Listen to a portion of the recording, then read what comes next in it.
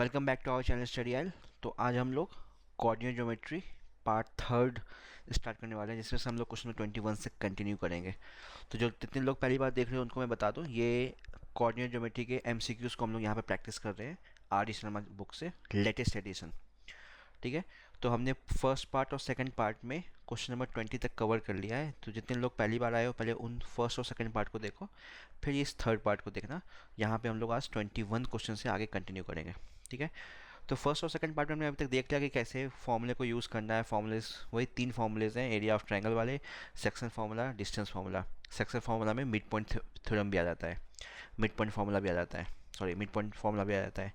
बस इन्हीं चीज़ को यूज़ करते हुए हम अब जो सॉल्व करेंगे तो थोड़ा सा और फास्ट करने की कोशिश करेंगे। क्लियर है? मैं थोड़ा सा और फास्ट करूँगा। नहीं समझ में आएगा तो वीडियो को थोड़ा सा दोबारा देख लेना। फिर भी समझ में नहीं आएगा तो कोई बात नहीं, कमेंट सेक्शन में डालना। ठीक है, क्योंकि हम लोग एमसीक्यूज़ कर रहे हैं तो स्पीड मेंटेन रखना बहुत इंपॉर्टेंट है। ठीक है। टाइम दोगे तो क्वेश्चन तो सॉल्व हो ही जाएगा, इतना डिफिकल्ट नहीं होगा, लेकिन स्पीड के साथ क्वेश्चन को सही सॉल्व करना है, ये हमारा मेन टारगेट होना चाहिए। चलो तो स्टार्ट करते हैं question number 21। The ratio in which 4,5 divides the point 2,3 and 7,8 is. तो कभी भी अगर डिवीजन पूछा गया हो, रेशियो किस रेशियो में डिवाइड कर रहा हो, तो उसको हमेशा λ/2 में λ/1 के फॉर्म में मान लेना डिवीज़न। मान लिया ये दो पॉइंट है, एक पॉइंट है, मान लिया P है 4,5। तो ये P 4,5 A B line segment को λ/1 में डिवाइड कर रहा है। रेशियो निकालना तो हमेशा λ/1 का रेशियो मानो। ठीक है, m/n मत मानना। ठीक है, सॉल्व करने में बहुत टाइम लग जाएगा, m/n लेके सॉल्व मत करना। तो यहाँ पे फॉर्मूले सेक्शन फॉर्मूले के अकॉर्डिंग जो P जो कोऑर्डिनेट जो इस लाइन सेगमेंट को डिवाइड करेगा, उसका x कोऑर्डिनेट यहाँ पे क्या है 4 है, y कोऑर्डिनेट 5 है। तो x क्या हो जाएगा तुम्हारा, यहाँ पे x मतलब 4, मैं डायरेक्टली लिख रहा हूँ। 4 क्या हो जाएगा, 4 हो जाएगा λ/7, मतलब mx2 प्लस nx1 अपॉन ये formula mx2 plus nx1 upon m plus n। तो यहाँ पे m का काम लैम्डा कर रहा है, n का काम 1 कर रहा है। तो इस लैम्डा को 7 से मल्टीप्लाई करेंगे। ये सब बात पहले हो चुकी है, मैं थोड़ा डायरेक्टली कर रहा हूँ। तो लैम्डा इंटू 7, 7 लैम्डा, 1 इंटू 2, 2, और नीचे आ गया लैम्डा प्लस 1। लैम्डा प्लस 1 को यहाँ 4 से मल्टीप्लाई करो तो हो जाएगा 4 lambda plus 4 is equal to 7 lambda plus 2। तो 2 को यहाँ ले जाओ, 4 लैम्डा को यहाँ ले जाओ, तो ये हो जाएगा 7 lambda minus 4 minus 2, 2 is equal to 7 lambda minus 4 lambda, 3 lambda. तो लैम्डा की वैल्यू आ गई 3, 2/3, 2/3। तो यही हमारा रेशियो भी हो जाएगा 2:3। जो लैम्डा की वैल्यू आएगी उसको रेशियो के फॉर्म में लिख दो, वही हमारा रेशियो भी हो जाएगा, 2:3 का रेशियो हो जाएगा। तो 2:3 में दिख रहा है ऑप्शन नंबर डी। तो यहाँ पे डी हमारा करेक्ट आंसर हो जाएगा। तो 21 का आंसर हो जाएगा हमारा डी। क्लियर है? चलते हैं नेक्स्ट पे 22। The ratio in which the x axis. अब पूछा एक्स एक्सिस किस रेशियो में डिवाइड करेगा, दो पॉइंट गिवन है। तो अगेन एक्स एक्सिस किसी भी रेशियो में डिवाइड करे, एक्स एक्सिस का जो कोऑर्डिनेट होता है उसमें y पॉइंट 0 होता है, इस बात का बस ध्यान रखो। तो देखो अब यहाँ पे हमने एक पॉइंट मान लिया a 3,6, b 12, -3, एक पॉइंट है p मान लिया। ये p पॉइंट x एक्सिस, ये लाइन सेगमेंट ना पूछा गया है x एक्सिस किस रेशियो में डिवाइड करेगा, तो मान लिया λ/1 में ही डिवाइड करेगा। और ये p पॉइंट जो पॉइंट ऑफ डिवीज़न है वो x एक्सिस पे हो रहा है। तो x एक्सिस पे x पॉइंट तो x होता है, y पॉइंट 0 होता है, ये ध्यान रखना। ठीक है, हमें सिर्फ रेशियो निकालना है। तो यहाँ पे देखो x को लेकर सॉल्व करोगे तो एक फालतू का इक्वेशन बनेगा, सॉल्व नहीं हो पाएगा। तो y हमें पता है, y क्या है 0 है, y यहाँ पे 0 है। तो y क्या हो जाएगा हमारा, y हो जाएगा my2 plus ny1 upon m plus n। यहाँ पे m क्या है लैम्डा, n क्या है 1, y2 -3, y1 6, y क्या है, y है ये कोऑर्डिनेट 0 जो हमें पता है। x को यूज़ मत करना क्योंकि x नहीं पता हमें। ठीक है, तो पहले लैम्डा हमें सिर्फ लैम्डा सॉल्व करना है, तो हम सिर्फ y को यूज़ कर रहे हैं, y कोऑर्डिनेट पता है हमें, तो एक ही अननोन देगा इक्वेशन में। तो y है 0 लैम्डा इंटू y2 मतलब -3, तो ये हो जाएगा -3 लैम्डा प्लस 1 इंटू 6, ये हो जाएगा 6, और नीचे लैम्डा प्लस 1।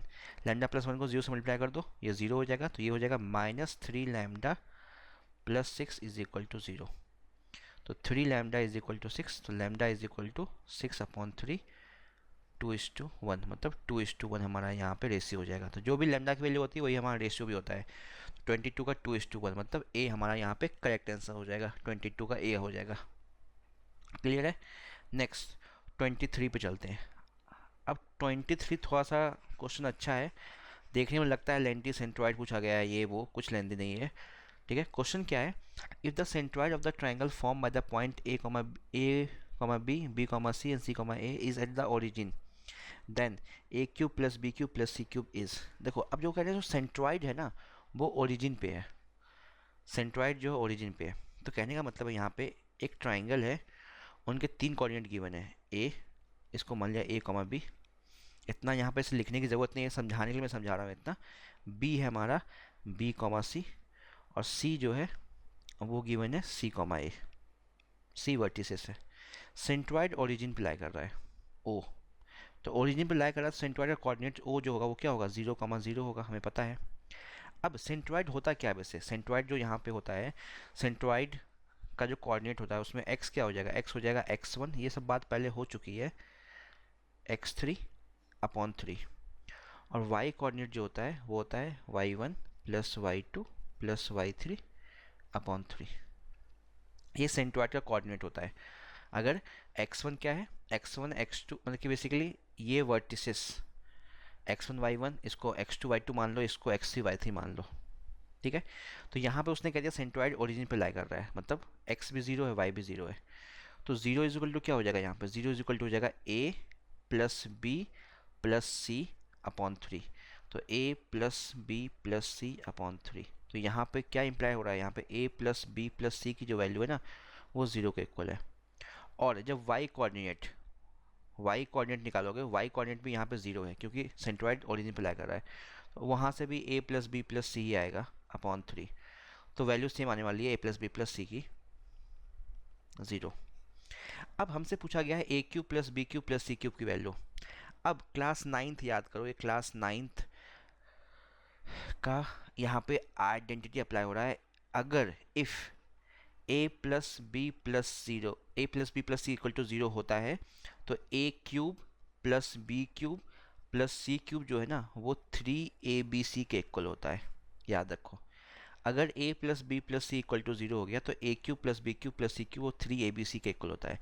तो समझाने के लिए मैंने इतना सब कुछ किया है, हमें पता है कि ये वैल्यू 0 थी, तो a plus B plus C की वैल्यू 0 हो गई, तो A cube plus B cube plus C cube 3abc हो जाएगी, सीधा इसका आंसर डी हो जाएगा।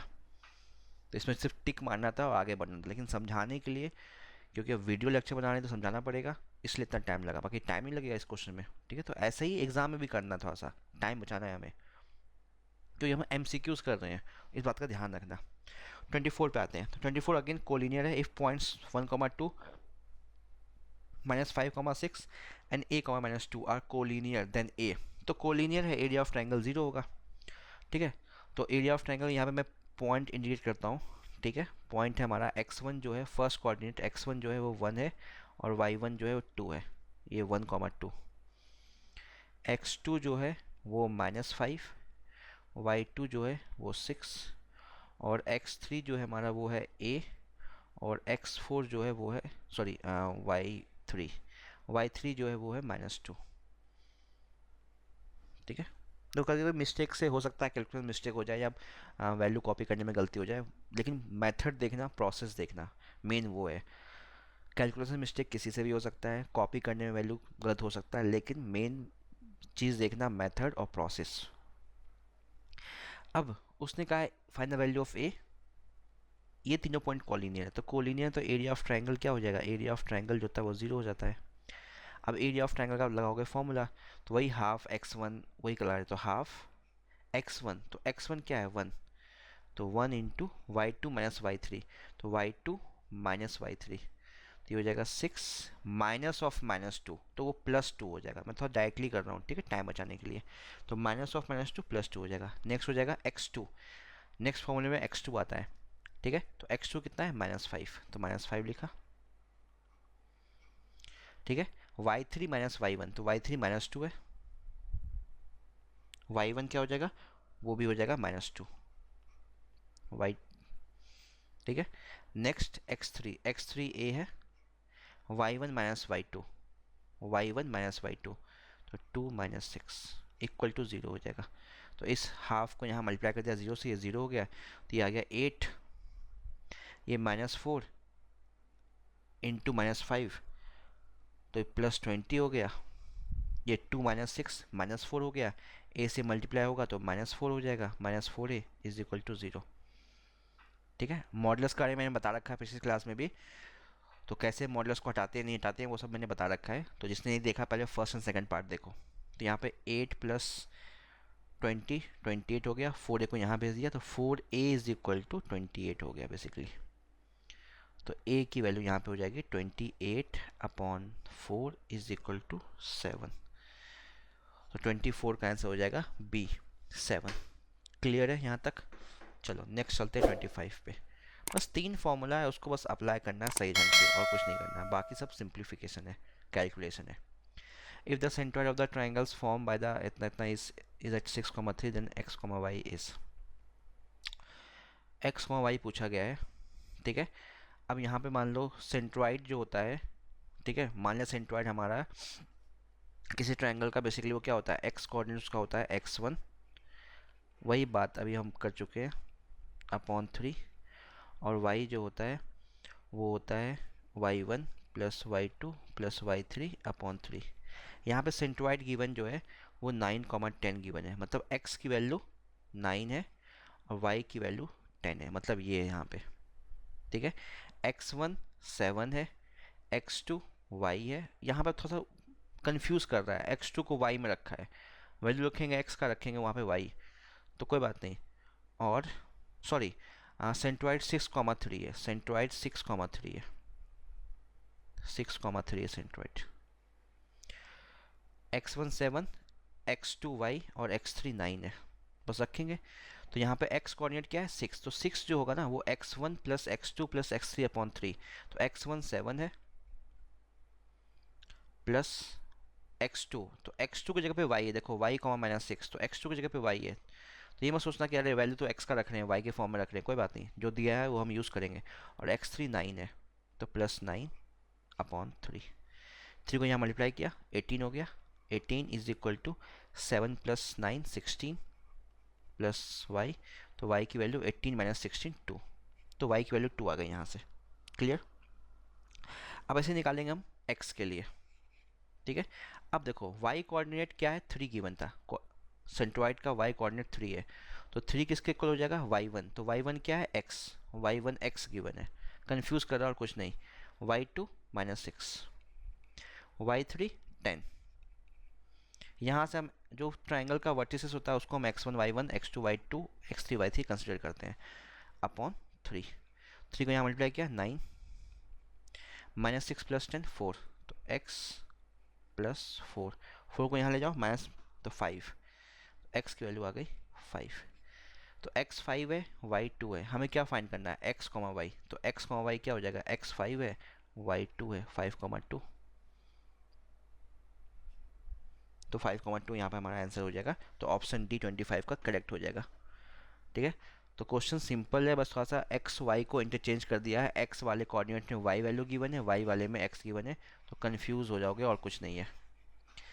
26 the distance of the point 4,7 from the x axis, ये क्वेश्चन डायरेक्टली करो, अब इसमें डिस्टेंस फॉर्मूला वगैरह अप्लाई मत करना। वो कह रहा है एक्स एक्सिस से डिस्टेंस क्या होता है, तो एक्स एक्सिस ये होता है, कोई पॉइंट है 4,7, तो 1 2 3 4, 7, तो 1 2 3 4 5 6 7, तो यहाँ पे कोई पॉइंट है, ये है पॉइंट 4,7। तो अब 4,7 का पॉइंट डिस्टेंस पूछा गया है एक्स एक्सिस, तो एक्स एक्सिस मतलब ये परपेंडिकुलर डिस्टेंस, ये होता है एक्स एक्सिस, तो ये लेंथ कितनी है 7 यूनिट। ठीक है, तो यहाँ पे आंसर हो जाएगा 7। तो याद रखना जब भी अगर कोई पॉइंट है एक्स, वाई, अगर उसका डिस्टेंस पूछा गया है एक्स एक्सिस से, तो वाई जो कोऑर्डिनेट है तुम्हारा वो आंसर हो जाएगा। अगर पूछा गया है वाई एक्सिस से डिस्टेंस, तो एक्स कोऑर्डिनेट तुम्हारा आंसर हो जाएगा। ठीक है, तो यहाँ पे 4,7 एक पॉइंट है, उसका डिस्टेंस पूछा गया है एक्स एक्सिस से, तो सीधा जो वाई पॉइंट है ना 7 यहाँ पे, वो तुम्हारा आंसर हो जाएगा। और नेक्स्ट क्वेश्चन में पूछा गया है वाई एक्सिस से, तो जो एक्स पॉइंट है 4, वो तुम्हारा आंसर हो जाएगा। वाई से डिस्टेंस ये होगा, ये डिस्टेंस वाई से, तो वो कितना है 4 यूनिट है, ये तुम्हारा आंसर हो जाएगा।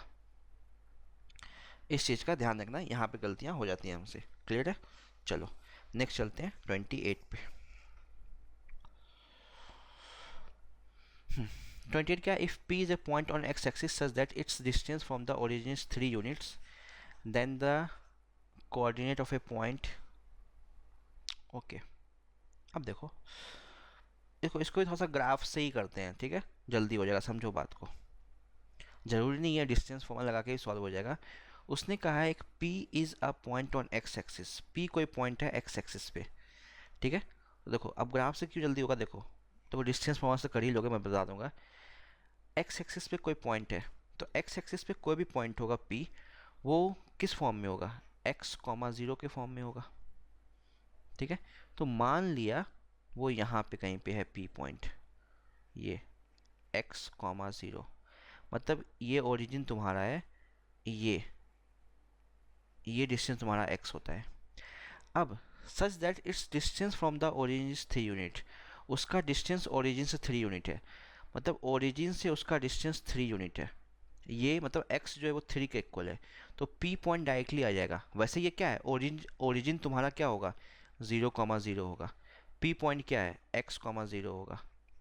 ओरिजिन से डिस्टेंस मतलब OP जो है वो 3 यूनिट है, तो OP का फॉर्मूला मतलब डिस्टेंस फॉर्मूला लगाओगे तो वहाँ से x निकालोगे, लगा सकते हो। OP का मतलब कि OP निकालना है तो दो कोऑर्डिनेट है, डिस्टेंस फॉर्मूला लगाओ, वो 3 के इक्वल है, टाइम वेस्ट होगा।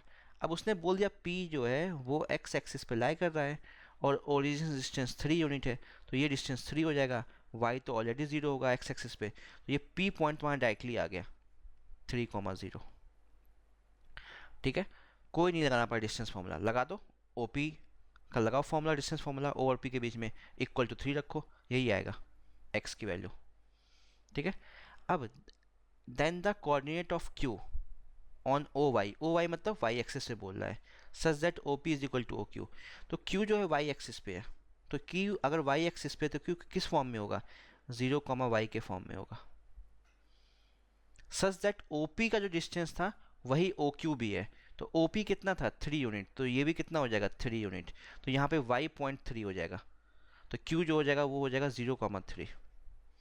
अगेन डिस्टेंस फॉर्मूला भी लगा सकते हो, ओरिजिन से Q का डिस्टेंस 3 यूनिट है, तो OQ के बीच में लगा दो डिस्टेंस फॉर्मूला, y कोऑर्डिनेट 3 आने वाला है, तो यहाँ पे आंसर हो जाएगा 0,3, हमें Q निकालना था, ठीक है। तो Q तुम्हारा आ गया 0,3, 28 का A आंसर हो जाएगा। तो यहाँ पे टाइम बचा तुम्हारा, डिस्टेंस फॉर्मूला लगाओगे, लगा दो कोई दिक्कत नहीं है, सेम आंसर आने वाला है।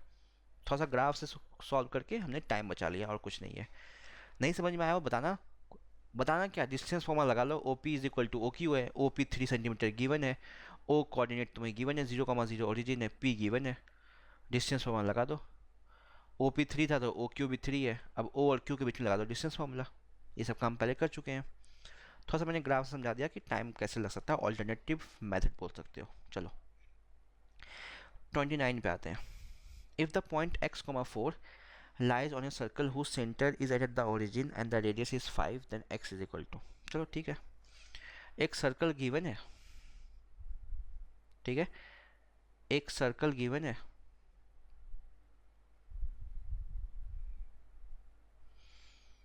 If the point x, 4 x, 4 कोई पॉइंट है, मान लीजिए ये पॉइंट है P x, 4, ठीक है, lies on a circle who centre is at origin, centre जो मान लिया सेंटर है ओरिजिन O, वो 0,0 है, ओरिजिन पे लाई कर रहा है, and radius is 5, OP distance given है 5, ठीक है।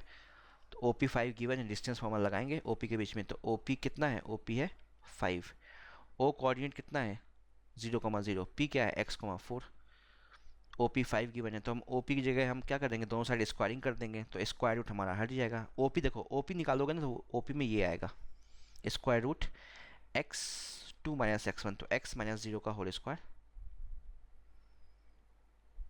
इतना MCQ में करना नहीं चाहिए। दूसरा है पॉइंट 4 है यहाँ पे, दूसरा कोऑर्डिनेट है 4, तो 4 माइनस 0 का whole square is equal to 5, square root आ रहा, तो हमने स्क्वायरिंग कर दी दोनों साइड, स्क्वायरिंग करोगे तो यहाँ से स्क्वायर रूट हट जाएगा, तो सीधा ये क्या हो जाएगा, एक्स स्क्वायर प्लस 4 का स्क्वायर 16 इज इक्वल टू 5 का स्क्वायर 25। तो x square is equal to 25 minus 16 is equal to 9। तो x is equal to plus minus under root 9। Under root से पहले प्लस माइनस लगा दिया करो, तो प्लस माइनस 3। तो प्लस माइनस 3 यहाँ पे हमारा आंसर हो जाएगा। क्लियर है? तो प्लस माइनस 3 तुम्हें कहीं पे दिख रहा है ऑप्शन में? Option B. तो option B will be the correct answer 29 का। क्लियर है? चलते हैं 30 पे। 30 पे क्या है? If the point P x y is equidistance from A and B then. अच्छा, रिलेशन निकालना, क्योंकि एक ही इक्वेशन है, दो अननोन है, तो वैल्यू तो सॉल्व होगा नहीं, तो हमें रिलेशन मालूम चलेगा। चलो, अब एक पी पॉइंट है, पी कोऑर्डिनेट है x comma five which is equidistance from A and B. तो ये मान लिया ए है, ये मान लिया बी है, तो P A is equal to P B है। तो P A is equal to P B है। ए कोऑर्डिनेट गिवन है 5,1, बी कोऑर्डिनेट गिवन है -1,5। तो P A is equal to P B है, तो हम क्या निकाल लेंगे? पी ए स्क्वायर निकाल लेंगे। क्यों? क्योंकि स्क्वायर रूट से बच जाएंगे और कुछ नहीं, स्क्वायर रूट हट जाएगा। अब पी ए स्क्वायर छोड़ो, बाद में कर लेंगे। तो पहले देखो पी ए क्या होता है? एक्स माइनस 5 का स्क्वायर, एक्स माइनस 5 का स्क्वायर ये होगा, प्लस वाई माइनस 1 का स्क्वायर, वाई माइनस 1 का स्क्वायर। ठीक है, ये पी ए स्क्वायर होगा तुम्हारा। पी बी स्क्वायर क्या हो जाएगा? एक्स माइनस ऑफ -1, तो एक्स प्लस 1 का स्क्वायर प्लस वाई माइनस 5 का स्क्वायर। एक्सपेंड करना, कुछ नहीं करना, तो ये एक्सपेंड करने के बाद क्या आ जाएगा? एक्स स्क्वायर, मैं थोड़ा सा इधर लिख रहा हूँ, x square plus 25 minus 10x plus Y square plus 1 minus 2y। ये हो जाएगा x square plus 1 plus 2x, y square plus 25 minus 10y। अब एक्स स्क्वायर तो cancel out, 25 same sign cancel out, y square cancel out, यहाँ plus 1, यहाँ भी plus 1 cancel out. यहाँ बचा अब x वाले को टर्म को सेम साइड कर लो, y वाले टर्म को सेम साइड कर लो, तो यहाँ बचा -10x और यहाँ +2x है, तो -10x को यहाँ ले जाओ और +10y को यहाँ ले आओ, तो ये हो जाएगा -2y प्लस 10y, तो ये हो जाएगा 8y। ये हो जाएगा 2x प्लस 10x, ये हो जाएगा 12x। 4 से कैंसिल करोगे कॉमन लेके, तो ये हो जाएगा 2y is equal to 3x। तो 2y is equal to 3x यहाँ पे हमारा आंसर हो जाएगा। तो 2y is equal to 3x, option C match कर रहा है 30 का। ठीक है, 30 का ऑप्शन सी मैच कर रहा है, 2y is equal to 3x। तो शायद जो लेटेस्ट बुक है उसमें ऑप्शन डी गिवन है, तो एक बार क्रॉस चेक कर लेना, मेरे अकॉर्डिंग यही आ रहा है, मतलब कॉन्सेप्ट यही लगेगा। ठीक है, तो हो सकता है बुक में आंसर गलत हो, मिसप्रिंट हो, तो ऑप्शन सी यहाँ पे 3x is equal to 2y हो जाएगा। क्लियर है? चलते हैं 31 पे। If point A B C D are form a square then P.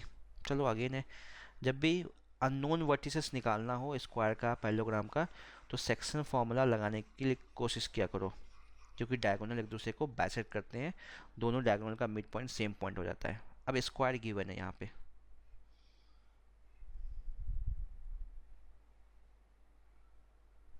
ठीक है, ए 0.5 कॉमा पी, बी 1,5, सी 2,1, डी 6,t, सब कर चुके हैं क्वेश्चन।